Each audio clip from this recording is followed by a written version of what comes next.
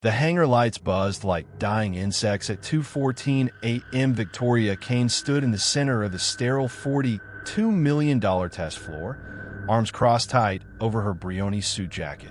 Her Italian pumps clicked once as she pointed at the door. "This isn't a garage. Take your toolbox and go home to your kid." Danny Hale, 37, grease on his knuckles, simply nodded. He picked up the heavy metal case, turned, and walked out under the stares of 23 engineers who had just laughed on cue. The door sealed behind him with a pneumatic hiss. 6 months from that night, the same boardroom that laughed would watch him own the entire company. What secret did the dead hypercar hide beneath its silent carbon shell? Danny drove the dark stretch of Route 17 back toward his one-bay shop, the retired F-42 flight computer riding shotgun in the passenger seat like it always did. The folded napkin in his breast pocket crinkled every time he breathed. Sophie had drawn a crooked paper airplane on it 2 years earlier, right after the funeral. He never left home without it. He had been the original lead systems engineer on the F-42 fly-by-wire program. 287 test flights. One crash in the high desert that took his wife and his flight status in the same afternoon. After that, he disappeared into small-town aviation work, raising Sophie alone, speaking in short declarative sentences and never correcting anyone who called him just a mechanic. Victoria Kane, 41, had built Eclipse Dynamics into a $2.1 billion valuation on pure control. Every variable measured, every employee cataloged. Her father started the firm. She refused to be the one who lost it. The Patek Philippe on her wrist ticked louder in silence than most engines. The next afternoon, Danny returned with the avionics module the purchasing department had begged for. He set the box on the reception counter at 6:47 p.m. and turned to leave. Victoria's voice stopped him from the catwalk above. "Delivery's done. Why are you still here?" He didn't answer. She descended the metal stairs, pumps ringing, and followed him toward the side exit that opened onto the shadow bay. The $8.7 million hypercar sat under spotlights like a black coffin. 29 days, 27 PhDs, 0 progress. The neural ECU refused every handshake with the adaptive aero actuators. The car was brilliant, expensive, and completely dead. Danny paused at the edge of the platform. He didn't touch the vehicle. He simply studied the single grounding bolt visible beneath the carbon tub, the one painted the wrong shade of anodized blue. "Firmware handshake mismatch on register 0xA7F4, he said quietly. "Actuator side is expecting the old F42 checksum. Neural side is sending the new one. Bolts the wrong alloy too. Creates a 0.7 millivolt ghost signal. That's all." Victoria froze mid-step. The only sound was the distant hum of the climate system. She stared at him for 4 full seconds. "Everyone out," she ordered. The engineers hesitated. "Now." When the bay cleared, she turned back to Danny. Her voice had lost its earlier steel. "You have 90 minutes. Touch nothing you can't explain in writing. If you're wasting my time, I will have security escort you off the property myself." Danny gave a single nod, set his toolbox down, and pulled the grease-stained napkin from his pocket. He laid it flat on the workbench like a map. Day 1. He worked alone under the harsh hangar lights until 4:12 a.m. Yellow legal pads filled with clean block diagrams. Every 20 minutes, he walked to his truck in the employee lot, connected the retired F-42 computer, and ran another micro-update. The napkin stayed within arm's reach the entire time. At dawn, Sophie appeared at the service gate wearing her purple backpack and clutching a fresh box of crayons. Security had called him. Danny met her at the fence. She didn't ask why he smelled like jet fuel and coffee. She simply followed him inside, sat cross-legged on his overturned toolbox, and began drawing another airplane while he soldered. 4:14 quiet minutes, the only sounds were the soft scratch of crayon on paper and the click of relays.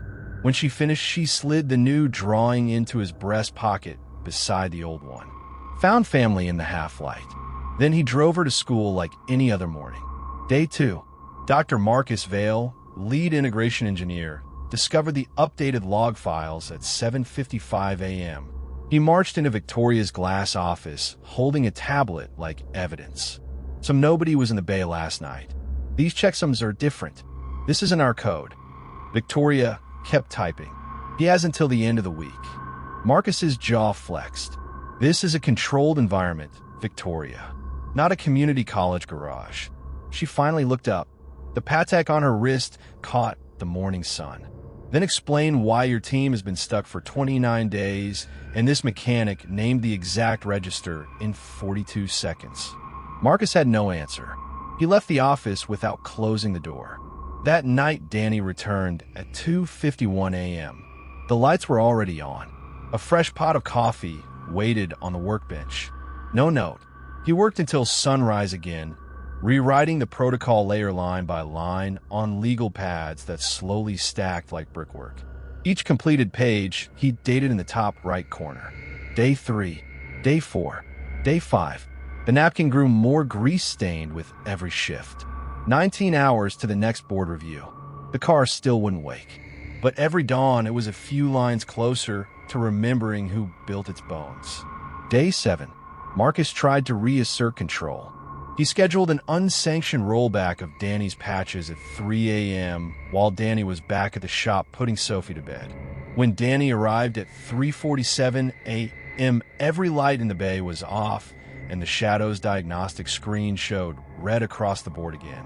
Danny stood in the dark for a long moment. Then he pulled the napkin from his pocket, unfolded it under the glow of his phone, and started over from register 0x7F4. This time he didn't stop until the sun came up and the first engineers began arriving. Victoria watched the security footage from her desk at 6:22 a.m. She said nothing, but she canceled Marcus's rollback authority before lunch. The grind continued. One line of code, one micro update, one legal pad at a time. The same stakes every night. The same dead car. The same folded napkin in his pocket. Day 11. Sophie drew another airplane at 5:19 a.m., this one with flames coming out the back. She placed it on a Shadow's silent hood, like an offering before Danny drove her to 3rd grade. When he returned, the paper was gone. Someone had moved it to the center of his workbench. He allowed himself half a smile in the empty hangar. Day 12. Danny arrived at 1:14 a.m. with Sophie's latest drawing tucked beside the napkin in his breast pocket. The paper smelled faintly of crayons and the cheap strawberry shampoo she still insisted on using. He unfolded both items under the single sodium lamp that buzzed above the workbench and stared at the new sketch, a jet with afterburners the color of fresh blood. Marcus had left another passive-aggressive memo taped to the Shadow's windshield. Unauthorized kernel access will trigger full system quarantine. Do not test this. The ink was still wet. Danny peeled the note off without reading the rest, crumpled it once, and dropped it into the trash. Then he did what the memo warned against. He opened the kernel anyway. For 3 straight hours, the only sound was the scratch of his pen and the low click of keys. At 4:37 a.m., the diagnostic screen flickered. A single green bar appeared, then vanished. He wrote the exact timestamp on the legal pad, 4 hours, 37 minutes, and 12 seconds, and circled it. The napkin lay beside it like a silent witness. Its creases now so deep they looked like scars. Day 14. Victoria summoned him at 10 a.m. sharp.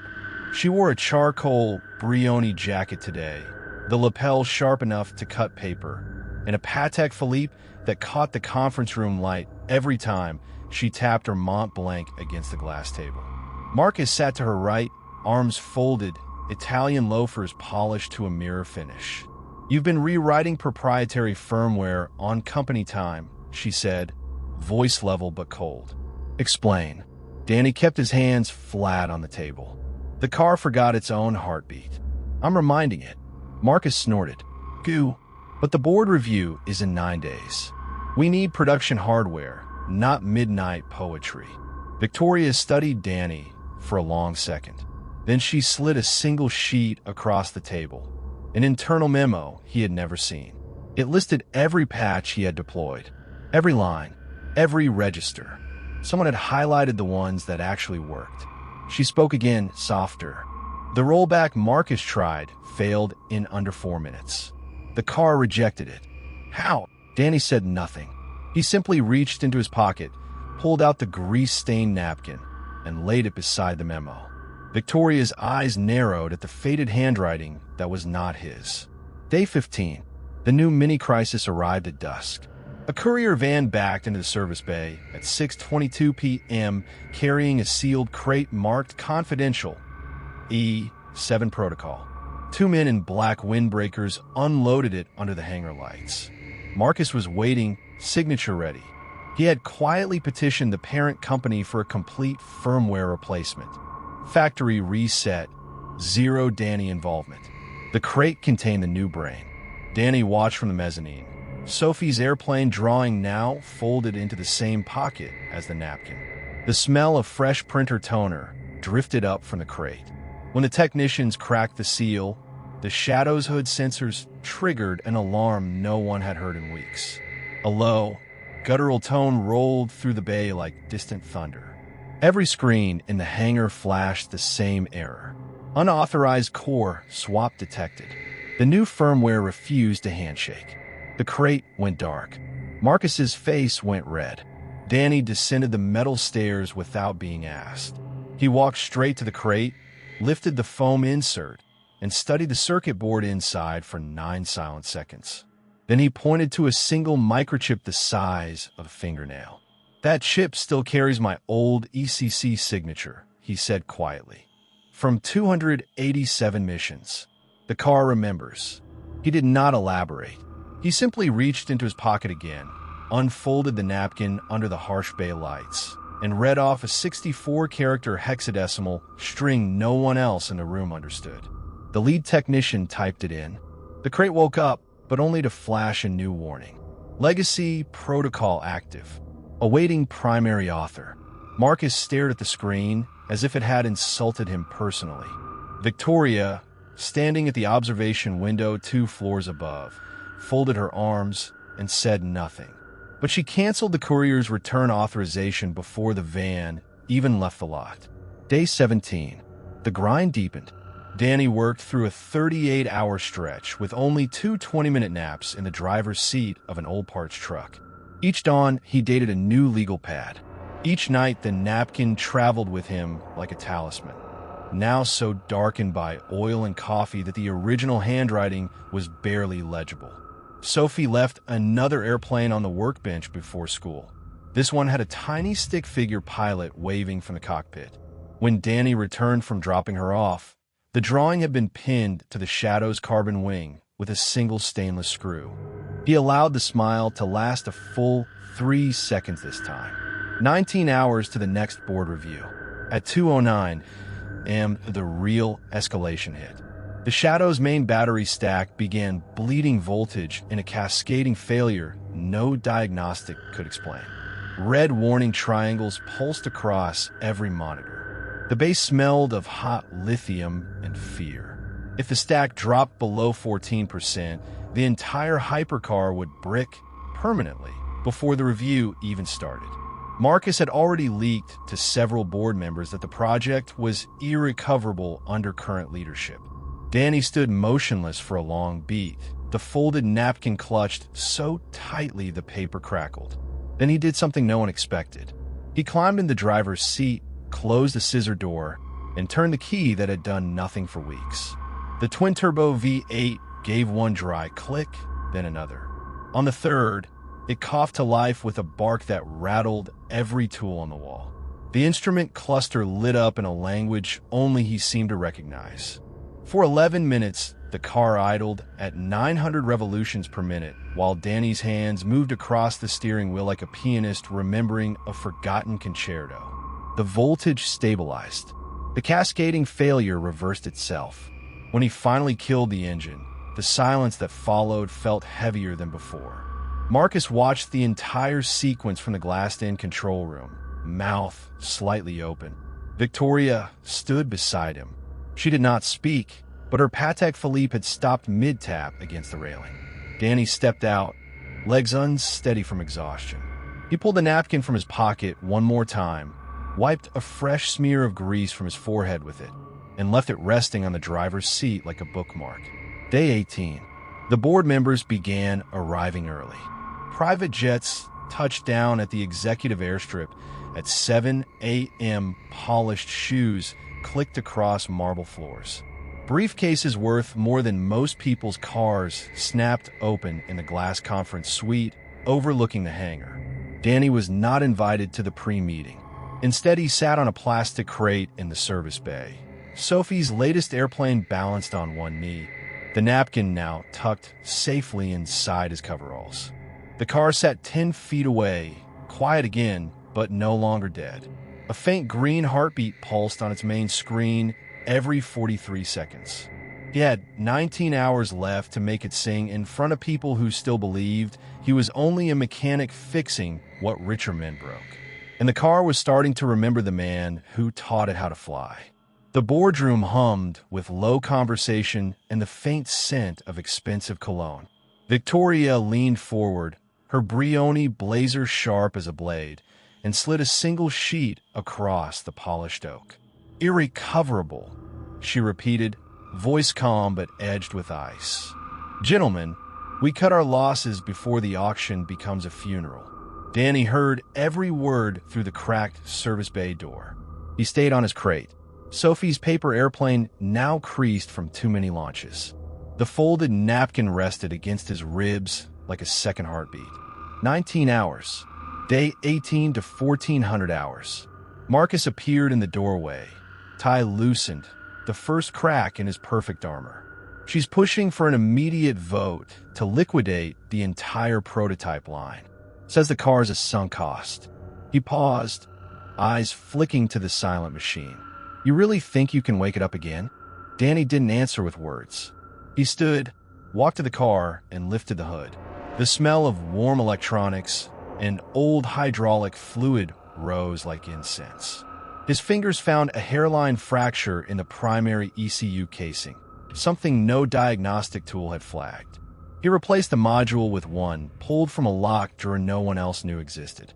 The green pulse on the dash quickened to every 29 seconds. Marcus watched, then left without another word. But the napkin stayed warm against Danny's chest.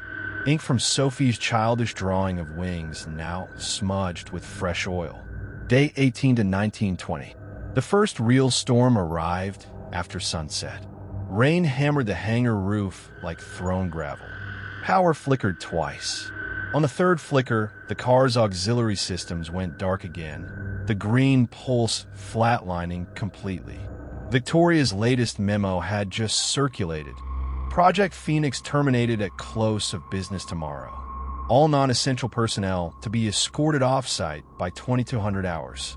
Danny's hands shook as he popped the access panel onto the carbon tub. Water had wicked through a seal he'd missed earlier. The smell of wet circuitry burned his nostrils. He worked by the beam of a single mag light clenched between his teeth. 43 minutes of splicing, rerouting, and whispering numbers that belonged to another life. Call signs, mission counts, 287 logged hours above 40,000 feet.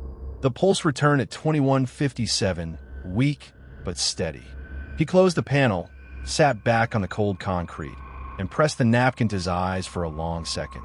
The paper smelled of jet fuel and the peanut butter sandwich Sophie had packed him that morning. He was no longer invisible.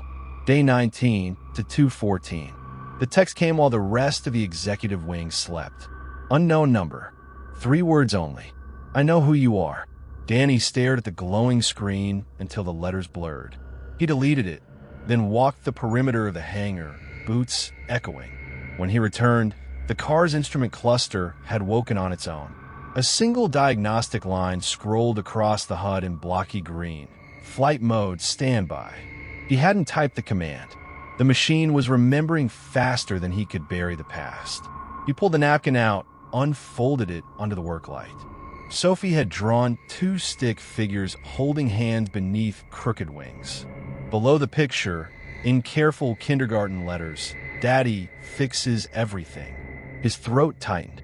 He refolded the napkin along its original creases and tucked it back inside his coveralls, closer to the skin. Day 19 to 6:50. The second mini-crisis hit during the breakfast service for the arriving investors.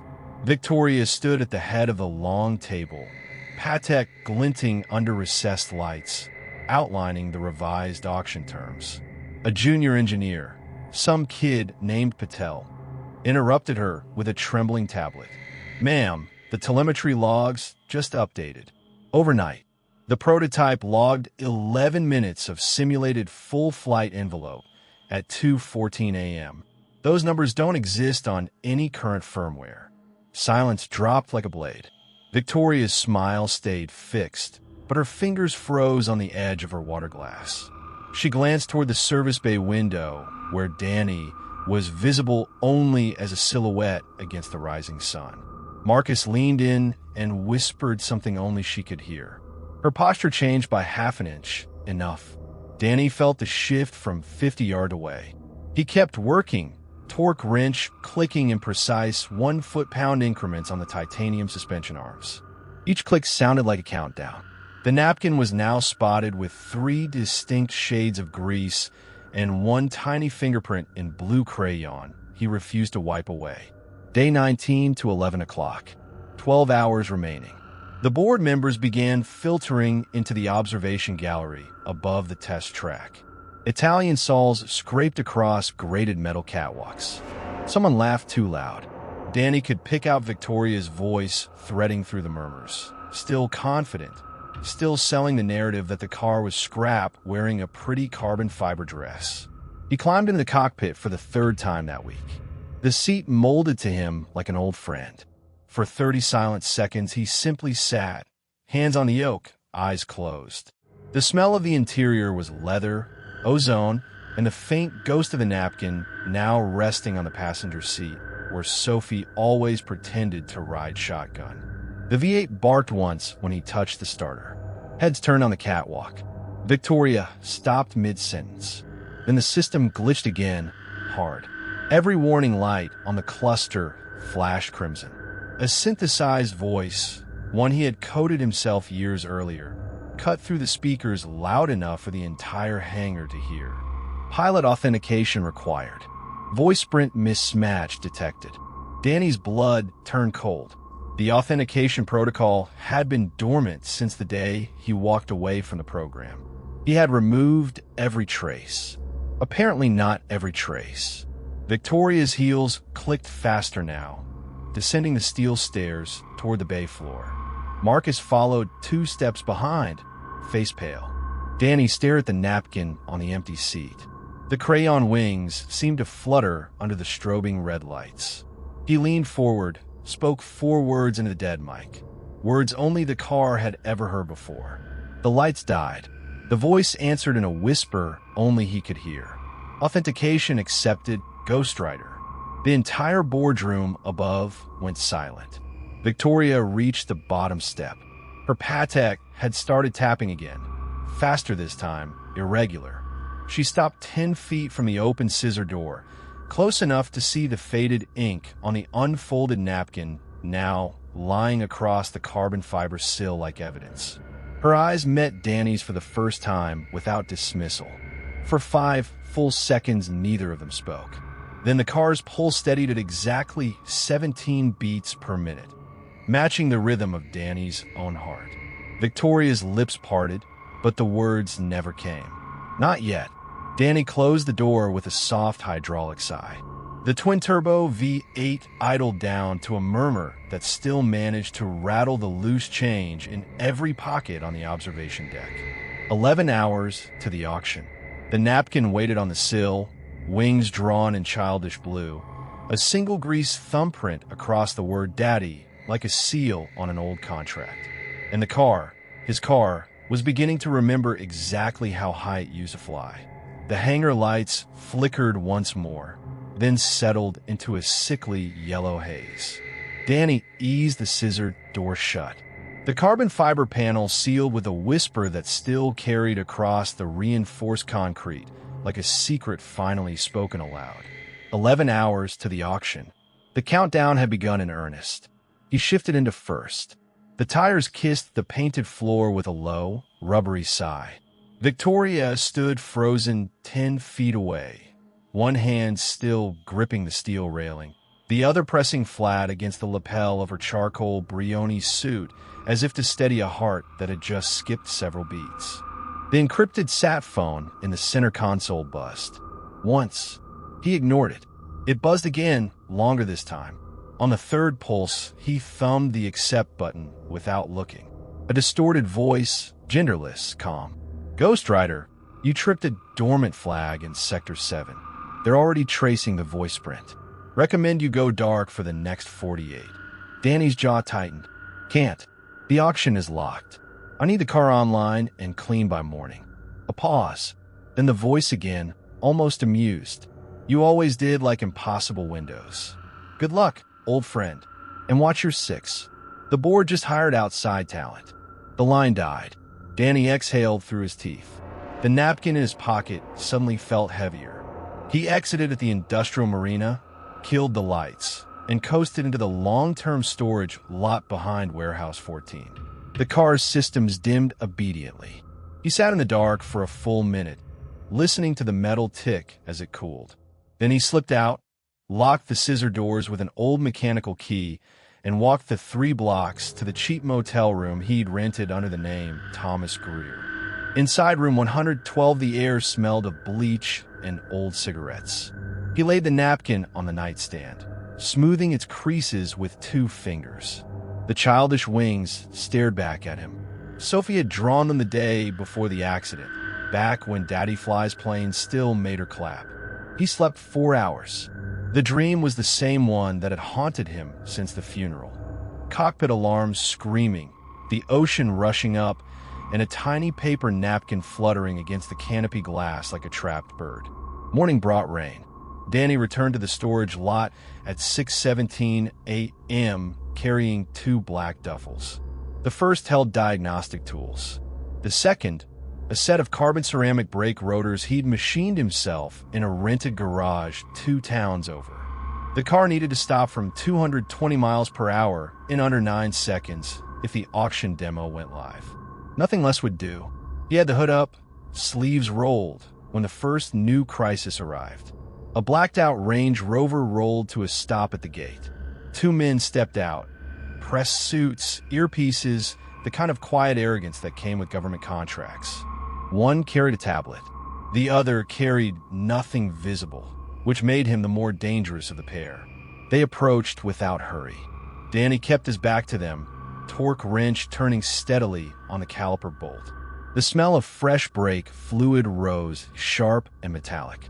Mr. Greer, the first man said. His Italian shoes clicked once on the wet asphalt.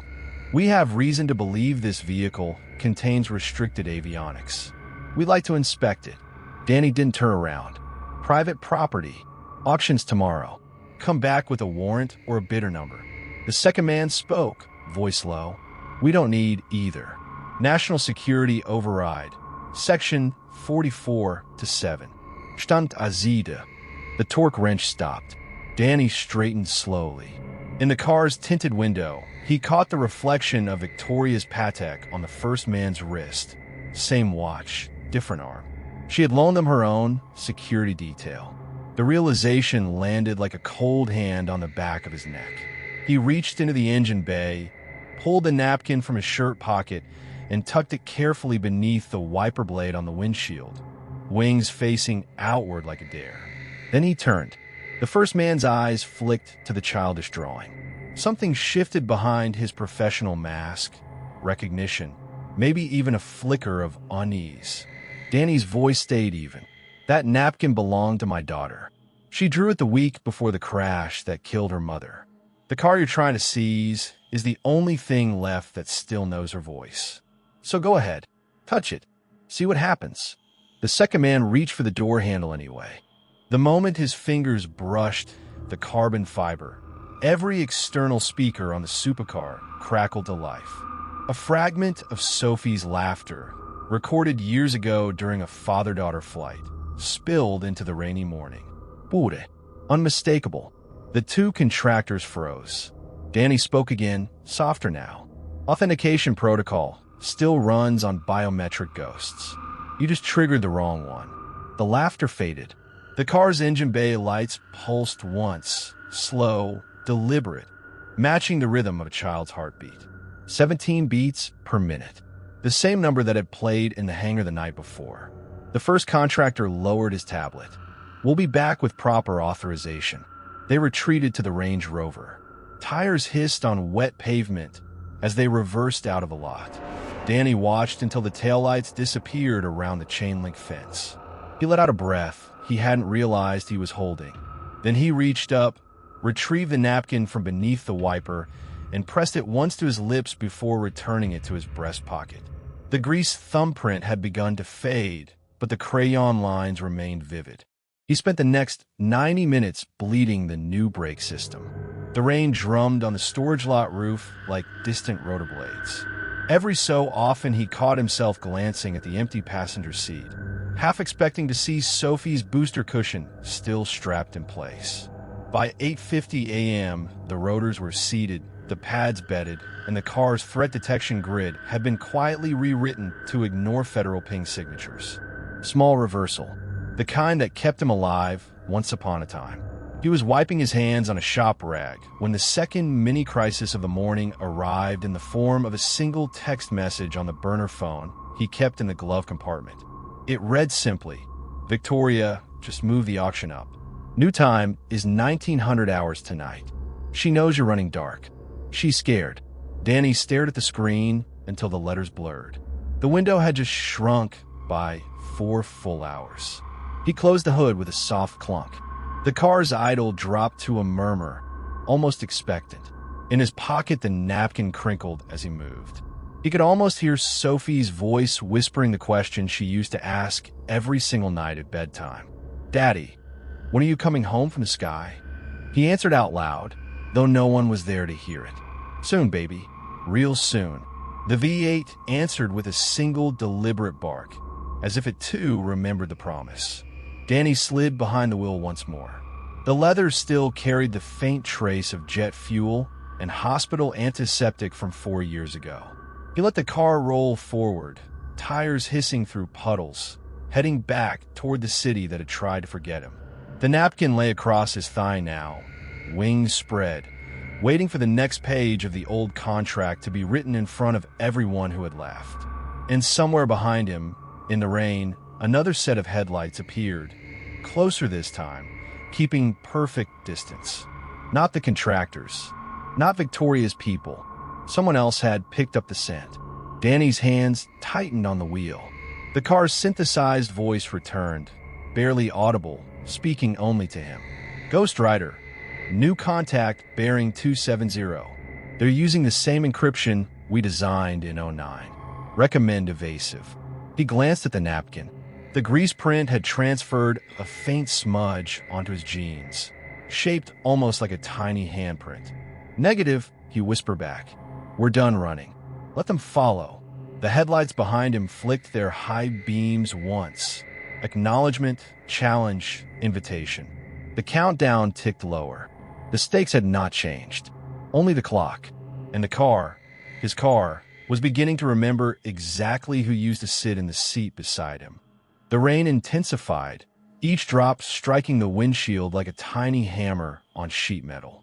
Danny kept the speed steady at 48 miles per hour through the abandoned service road that paralleled the interstate. The headlights in his mirror held formation exactly 3 car lengths back. Not closing, not falling away, just there. He reached for the napkin on his thigh and folded it once more along the crease Sophie had made 4 years earlier with her chubby fingers. The grease from that long-ago cheeseburger had turned the paper almost translucent in places. He could still smell the diner booth on it if he tried. French fries, ketchup, the faint plastic scent of the toy that came with her kid's meal. A tiny fighter jet. "Ghost Rider," the synthesized voice said again, softer now, almost conspiratorial. "Contact is transmitting burst packets. They're pinging the old transponder code. Sierra, November, Alpha 4-4-7-1. Danny's jaw flexed. That call sign, that exact tail number. Only 6 people on the planet had ever known it. One of them was dead. 2 were in federal prison. 1 was supposed to be in Switzerland. The car rolled past a rusted mile marker that read 17. The follower's lights flicked high beam again. 2 short, 1 long. Old squadron shorthand for stand down, we need to talk. He ignored it. The city lights began to bleed into the low clouds ahead, turning the night a sickly orange. Danny's phone buzzed once in the cup holder. Another text from the unknown burner. This one carried no words, only a grainy photograph taken from across the street of the storage unit, where he had spent the last 72 nights sleeping in the back seat. The timestamp read 3:14 this morning. Someone had stood 10 feet from the roll-up door and never tried to open it. The napkin rustled as he shifted in the seat. Sophie's handprint smudge stared up at him like a silent accusation. He took the next exit without signaling. The follower did the same.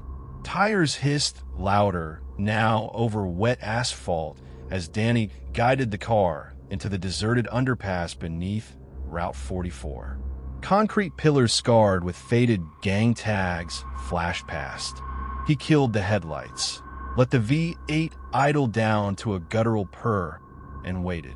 The second car slid in behind him, stopping 20 yards back. Its lights died too. For 10 full seconds, the only sound was rain drumming on 2 roofs. A single figure stepped out. Tall, shoulders slightly stooped under a sodden trench coat the color of wet ash. Narrated. The man walked forward until he stood in the twin beams of Danny's parking lights. Rain sheeted off the brim of a baseball cap pulled low. When he lifted his shin, the glow caught the lower half of a face Danny had last seen in a briefing room in Kabul in 2013. Colonel Marcuse, retired. The man who had signed the order grounding him after the inquiry. The man who had personally delivered the folded flag to Sophie's mother. Danny did not get out.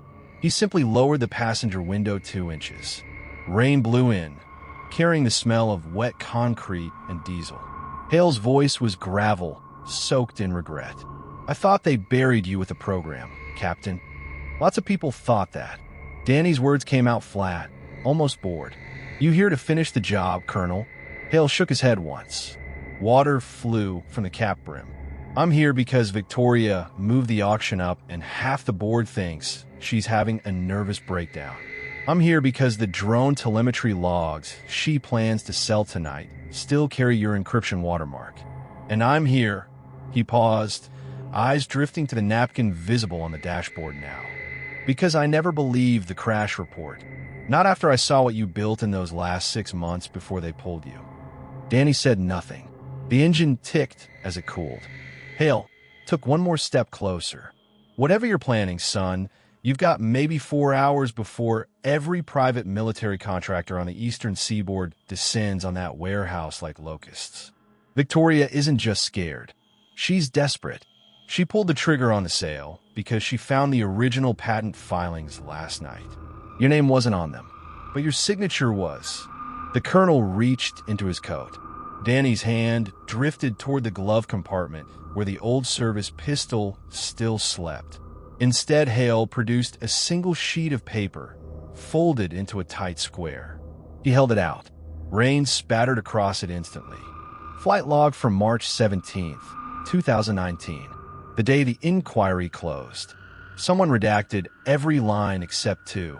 Yours, and the one that says the aircraft never actually impacted the ground. It says the transponder was manually shut off at 14,000 feet. Then it says the aircraft simply disappeared from every screen on the eastern seaboard for 11 minutes. Danny stared at the paper, but did not take it. Hale's voice dropped. I've spent 4 years telling myself it was a glitch, that you were just another statistic. Then last week I started getting these. He pulled out his own phone, turned the screen outward. The display showed a series of timestamps and GPS coordinates. Every single one matched a location where Danny had quietly solved a problem that should have been impossible. A flooded server farm in Newark.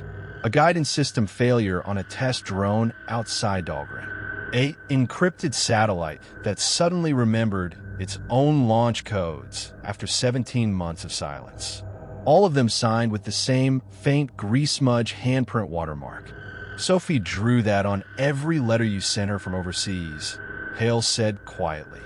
You used to press the napkin against the paper before you sealed the envelope, so she'd have something to hold while you were gone.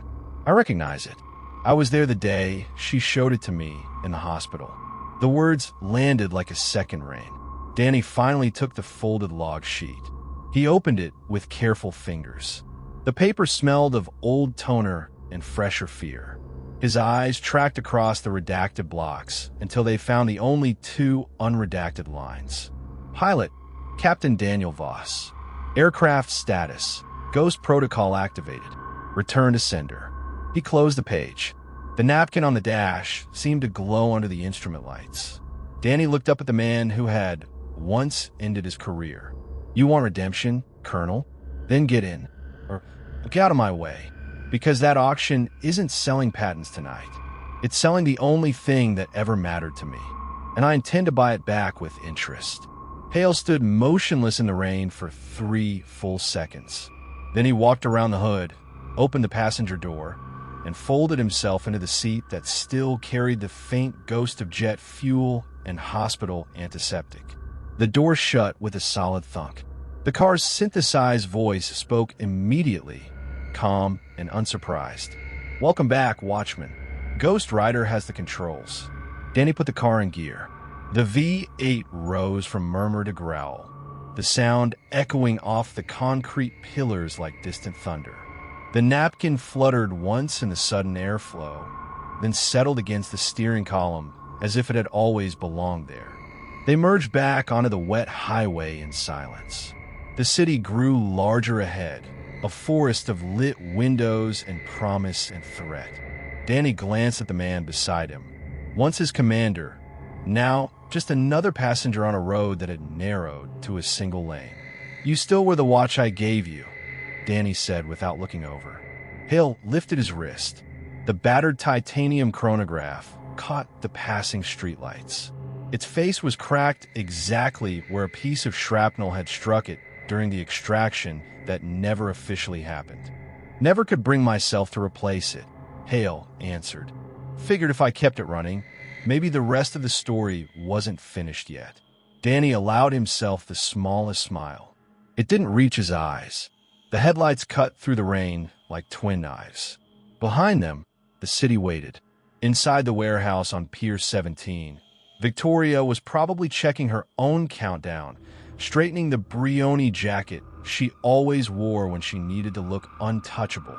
She had no idea that the man she had publicly called scrap metal 4 years earlier was now riding toward her with the only witness who could prove he had never actually crashed. And somewhere in the glove compartment, a child's napkin waited for its final page. The engine note deepened as Danny pushed the car harder. The leather seat creaked once beneath him, almost like an old friend stretching after a long sleep. He could feel the weight of every mission, every deleted log, every midnight text he had sent into the dark with nothing but a grease-stained handprint for a signature. A new text arrived, this one for Victoria's own private number. He read it aloud, so Hale could hear. Final inventory confirmed. 37 pallets. All proprietary stealth architecture. Bidding starts at $280 million. Cash only. No pre-bid. No exceptions. Danny deleted the message without replying. The car's voice returned, almost gentle now. Ghost Rider. Traffic cameras on the bridge are experiencing a rolling blackout. Someone is clearing our path. Recommend maintaining current vector. Hale shifted in his seat. You built a ghost network that still answers to you after all this time. Danny kept his eyes on the road. I built a lot of things. Most of them are in that warehouse. The rest, he touched the napkin again. The rest is what I'm coming to collect. The rain eased slightly as they crossed the bridge. The city skyline loomed, towers glittering like indifferent judges. Danny could almost see the warehouse lights reflecting off the black water of the harbor. He could almost hear the auctioneer's gavel already falling in his mind. A new tension entered the car as the synthesized voice spoke a third time. New contact. 3 vehicles. Tactical formation. Bearing 135. They're using encrypted military channels. And Captain, they just called you by your real name. Danny's hands tightened on the wheel until the leather groaned. The napkin slid an inch across the dash, the tiny handprint seeming to point directly at the road ahead. The countdown continued. The stakes had not changed, only the players and the clock. He pressed the accelerator. The V8 answered with a roar that sounded almost grateful to be remembered. In the passenger seat, the man who had once tried to erase him from history now rode shotgun toward the very mistake he had helped create. The first set of headlights appeared in the rear view exactly where the car had warned. 2 black SUVs, then a third trailing at offset intervals. Their running lights were off. Only the low blue glow of dashboard instruments betrayed them. Danny's jaw flexed once. He did not speak. The synthesized voice returned, calm as ever. Confirm tail. Frequency match on encrypted UHF. They're reading our plates. Ghost Rider, they just transmitted your old call sign. Raven. Hale's breath hitched. He glanced sideways at the man he had spent 4 years trying to bury. Danny's expression never changed. He simply reached over, picked up the small paper napkin, and folded it once more along the faded line Sophie had drawn years ago. The tiny handprint, pressed in blue tempera, paint the morning she turned 4, caught the passing streetlight and seemed to wave. Raven, Danny said quietly, tasting the name for the first time in public in over a decade. They still remember the wings. A new text chimed. This one carried no sender ID, just coordinates and a single line. Warehouse sublevel access, still keyed to your retinal signature. Use it before they change the locks. Danny deleted it too. The car interpreted the silence correctly and dimmed the interior lights another notch. They were entering the industrial corridor now. Chain-link fences blurred past, razor wire glinting like frost. The rain had stopped completely, leaving the asphalt black and slick. Tires hissed. Somewhere behind them, one of the pursuing vehicles downshifted hard. The lead SUV made its move on the long straightaway beside the container yard. It swung wide, trying to box Danny against the concrete median. Hale grabbed the oh shit handle. For the first time since the bridge, real fear showed in the older man's eyes. Christ, they're going to ram us.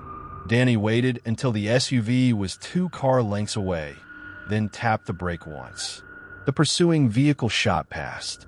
In the same motion, he yanked the wheel left, threading the gap between 2 parked semi-trailers with less than 6 inches of clearance on either side. Metal screamed along the passenger mirror. Sparks sprayed across the glass like orange fireflies. The napkin on the dash jumped, then settled again, facing forward, as though approving the maneuver. The car's voice spoke once more. Second vehicle, attempting parallel intercept on your 9. Recommend evasive spiral, Captain. Danny answered by killing the headlights entirely. The world went black for 3 full seconds. Then the warehouse district's sodium lamps painted everything in sickly orange. He downshifted, let the big V8 bark, and cut across 3 lanes of empty service road directly toward a loading ramp that looked far too narrow. Hale's voice cracked. You're going to kill us both. No, Danny said. I'm reminding them who built the road. The ramp was an old service entrance he had designed himself in 2009, back when the entire facility was still called Project Obsidian. The car's tires chirped as they launched up the incline. Behind them, the second SUV tried the same line and failed. Its front bumper sheared off against a concrete pillar with a sound like a gunshot. The third vehicle peeled off, choosing discretion over suicide. They emerged on the upper service deck. The warehouse itself loomed ahead, a windowless monolith the length of 3 football fields. Security strobes swept the perimeter in lazy blue arcs. Danny brought the car to a controlled slide behind a stack of empty pallets. He killed the engine. Silence rushed in, thick enough to taste. Hale e hale shakiri. How many of these little miracles do you still have wired into the system? Enough. Danny lifted the napkin again, studying the small handprint under the weak dome light. The paint had cracked over the years, but the thumb was still perfect. He remembered the exact moment Sophie had pressed her palm down, giggling, while he tried to keep the paper steady. For Daddy's important papers, she had declared. That napkin had written in his flight suit pocket on 287 missions. It had survived 3 crash landings, 1 ejection over the South China Sea, and the quiet dissolution of his marriage. Now, it was riding shotgun toward the final death. A new tension rippled through the air. The car chimed softly. Incoming encrypted burst. Victoria's team just doubled private security inside the auction hall. Facial recognition is live on every entrance. However, the sublevel service tunnel remains dark. Retinal scanner still pings your ghost credentials. They never fully deleted you, Captain. Danny allowed himself one slow breath. Then he opened the glove compartment and removed a worn leather billfold no thicker than a passport. Inside was a single RFID card printed with a faded call sign, Raven 01. He tucked the napkin into the billfold beside it, the way he had done before every flight. Hale watched the ritual with something close to awe. You kept that card all this time? I kept everything, Danny said. They just thought I was gone. He stepped out into the cool night. The smell of diesel and wet concrete filled his lungs. Somewhere inside the warehouse, 37 pallets waited, each one carrying stealth architecture worth more than most countries' defense budgets. Technology he had conceived in a windowless lab at 2:14 a.m. while his daughter slept in a playpen beside his desk. Technology Victoria now planned to auction to the highest bidder in cash. No questions, no provenance. They moved on foot along the service catwalk. Hale struggled to keep pace, Italian shoes slipping on the metal grating. Danny moved like a man who had never left. Every third step, he touched the billfold through his jacket, feeling the napkin inside. The small handprint had become a compass. Halfway to the access stairwell, a new complication appeared. A lone security guard stepped out of a side door 20 yards ahead, rifle slung low. The man's flashlight beam danced across the railing, then locked onto them. Hale Froze. Danny did not. He simply kept walking forward, hands visible, pace unhurried. The guard's voice cracked with surprise. Hold it right there. This area is restricted. Identify yourselves. Danny stopped under the nearest sodium lamp, so his face was fully lit. The guard's eyes widened as the facial recognition software in his helmet finally caught up with reality. Jesus, you're Raven. Danny finished for him. The word left his mouth like an old call sign check. And I still have clearance level 0. Stand down, Corporal. The guard's rifle barrel dipped. For a second, the man looked like he might actually salute. Then doubt crept in. Ma'am said you were dead. Paperwork came through 4 years ago. Signed by Hale himself. Hale stepped into the light then. The guard's confusion doubled. Sir. Hale's voice was hoarse. It appears some paperwork was premature. The guard hesitated, caught between protocol and the impossible. In that pause, Danny saw the opening. He spoke again, soft, almost conversational. Corporal, how many tours did you fly with the 160th? The man blinked. 2.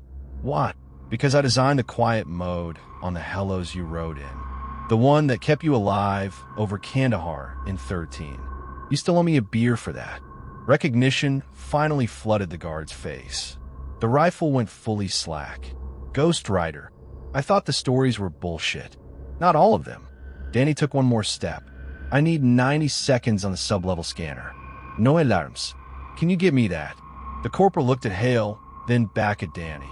The conflict was visible in the way his shoulders tightened. Finally, he reached up and deliberately powered down the camera on his helmet. Scanner's yours, sir. But they've got 2 more teams converging from the north loading dock. You've got maybe 7 minutes before this whole place lights up like a Christmas tree. Danny nodded once. He pulled the napkin from the billfold and pressed it briefly against the corporal's gloved palm, the way a father might pass a lucky charm. "Hold this for me. Bring it back when it's over." The guard stared at the faded handprint, clearly not understanding but unwilling to refuse. He slipped the napkin into his own tactical vest like it was a live grenade. They descended the stairwell in near darkness. The only light came from emergency strips every 10 feet, painting the concrete walls blood red. Hale's breathing grew labor behind him. The polished Brioni suit was starting to come apart at the seams, both literally and figuratively. "You never told me the system still recognized you," Hale panted. "All those audits, all those deletion orders, they were theater?" "Necessary theater," Danny replied without turning. Victoria thought she was buying the company. She never understood she was only renting the shadow it cast. They reached the sub-level scanner. A single black panel waited dormant. Danny stepped in front of it. A thin red line swept across his eyes. For 2 full seconds, nothing happened. Then the panel chimed in a tone no one had heard in years. "Welcome back, Captain Daniel Voss." Obsidian clearance restored. The heavy blast door began to roll aside with a sound like distant thunder. Beyond it stretched a corridor lined with servers that still hummed the exact frequency Danny had tuned them to in 2011. The air smelled of ozone and old coffee, exactly as he remembered. Hale stared into the resurrected heart of the empire he had helped dismantle. His voice was barely a whisper. "All this time, you could have taken it back with one phone call." Danny stepped across the threshold. The lights inside recognized him and rose gradually, as though waking from a long sleep. "One phone call would have started a war," he said. "I'm not here for war. I'm here to collect what was taken from my daughter's future. One pallet at a time if I have to." A new alert pinged through hidden speakers. Victoria's voice, recorded, played on loop. "Any unauthorized access below level 3 will trigger immediate lethal countermeasures." This is not a warning. Danny smiled for the first time since the bridge. It was not a kind expression. "Countermeasures I wrote the code for. Let's see if they still remember their author." Behind them, the blast door began to close. The countdown in Danny's head ticked lower. The napkin was now with the corporal, a small paper promise moving through the building like a quiet heartbeat. The players had changed again. The stakes had not. They moved deeper into the sublevel. The corridor opened into the main server vault. Rows of black monoliths stretched into the distance, each one pulsing with dormant power. Danny walked straight to Unit 4471, the exact rack he had last touched the night before everything went dark. He placed his palm against the access plate. The front panel slid open with a soft sigh, revealing a single thumb drive no larger than a matchbook.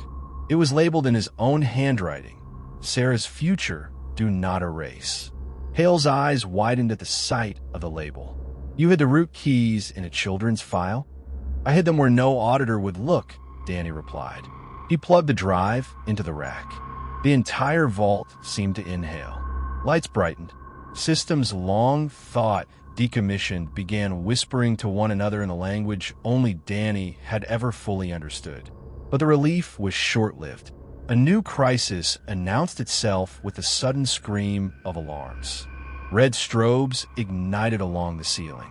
The synthesized car voice patched through the vault speakers, sounding almost apologetic. "Captain, Victoria just triggered the manual override. All sublevel exits are now welded from the outside. She's broadcasting on open channel. She says she knows you're here. And she's moving the entire auction forward. Bidding begins in 17 minutes. Danny stared at the blinking cursor on the nearest monitor. The drive was uploading, but slowly. Too slowly. The root keys needed another 14 minutes to fully propagate. He could feel the walls of the trap tightening exactly as he had feared they might. Hale's face had gone the color of old parchment. She's going to bury us down here. Live, on camera, for every bidder upstairs. Danny touched the empty pocket where the napkin had rested. The absence felt louder than the alarms. He looked at the monitor again. watching the progress bar creep from 41% to 43%. Then he made a decision. "Change of plan," he said. His voice had dropped into the register that once cleared flight decks without a microphone. "We're not waiting down here like rats. We're walking into the auction hall exactly as we are. Let them see the man they tried to delete." Hale stared at him in naked disbelief. "You'll be arrested on sight. Only if the system lets them." Danny pulled the thumb drive free at 67% completion. It would have to be enough. 17 minutes. That's how long we have to remind every person in that room who actually owns the 37 pallets they're about to bid on. He started back toward the welded exit doors. Behind him, the servers continued their quiet resurrection, invisible roots spreading through every camera, every lock, every financial terminal in the building. The hidden identity was no longer a rumor. It was becoming architecture. The welded doors loomed ahead, thick steel plates glowing faintly under emergency lighting. Danny didn't slow down. He simply raised his right hand, palm open, and spoke a 6-digit sequence no one outside this facility had ever heard. The doors answered with a metallic groan. Hydraulic pressure bled off somewhere deep in the walls. The plates parted 6 inches, then stopped. Not enough to pass through, but enough to prove the system still loved its creator more than its current owner. Hill's mouth opened, closed, opened again. "Ow!" "Same way I cleared the bridge cameras," Danny answered. "Some ghosts never forget who gave them life." He wedged his shoulder into the gap and pushed. Metal bit into his jacket. The leather tore. He pushed harder. The gap widened to 10 inches. Then 12. On the other side, footsteps echoed down the corridor, tactical boots moving fast. Danny turned to Hale. For the first time, the older man saw something resembling mercy in the pilot's eyes. "Last chance to get out of the blast radius, Colonel. Walk away now, and I'll still honor the deal we made on the bridge. Your name stays out of the final report." Hale looked at the narrowing gap, at the approaching security team, at the man who should not exist anymore. Then he reached into his own breast pocket and produced a second napkin, identical to the first. This one had been folded into a paper airplane years ago by his own granddaughter. "I thought I was protecting my family," Hale said quietly. "Turns out I was only delaying the bill." He handed Danny the second napkin.